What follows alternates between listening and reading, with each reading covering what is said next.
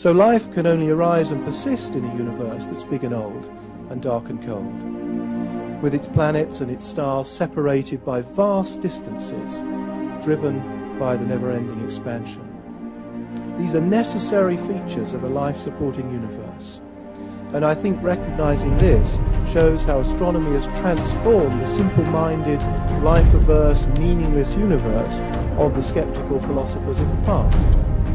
Breathes new life into many religious questions of ultimate concern and never-ending fascination about the universe. Many of the deepest and most engaging questions that we grapple with still about the nature of the universe do indeed have their origins in the religious quest.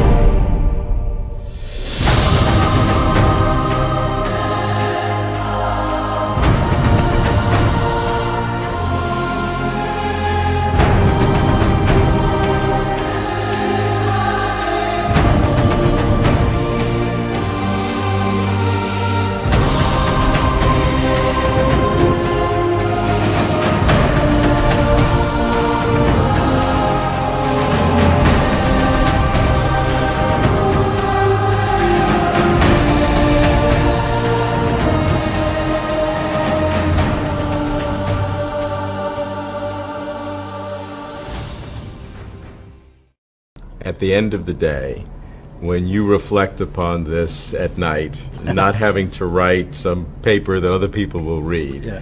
which do you favor? I am, as I think is known, of a theistic inclination, but the reason for that is not because of the multiverse and so on. It is partly because of the fine-tuning, because, as you've said, one of the options here is a theistic one. The whole thing was intended to be that way. But because I think if you want to understand the deep nature of the universe, as well as taking into account astronomical observations, you must take other data, and the other data you must take into account is the data of everyday life. The fact that we exist is something that must be taken into account, but also the kinds of experiences we have. And those experiences include things like apprehensions of beauty, apprehensions of a moral order, and this kind of thing. And I think if you want to argue about the metaphysics of the universe, that is experience which is also relevant in understanding the metaphysics of the universe as well as the astronomical data.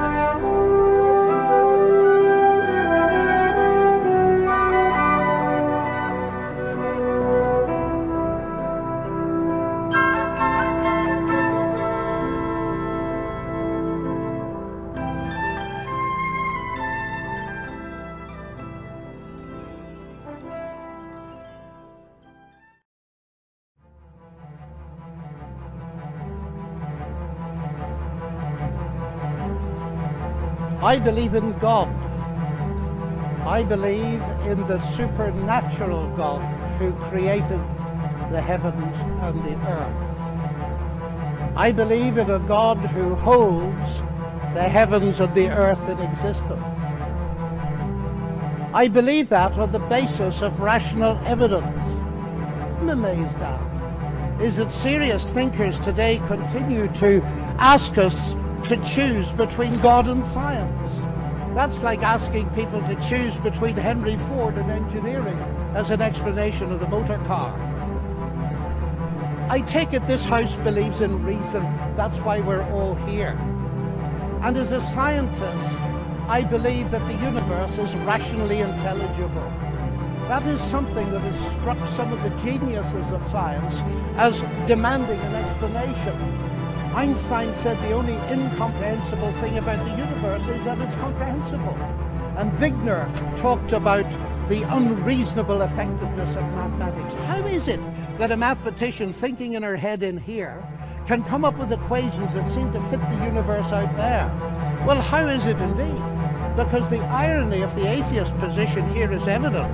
But people are now so desperate to show that the universe created itself from nothing, which seems to me to be an immediate oxymoron, which simply shows that nonsense remains nonsense even if high-powered scientists utter it. Why is there something rather than nothing? Alan Sandage, the brilliant cosmologist who became a Christian in his 50s, said God is the answer to that question.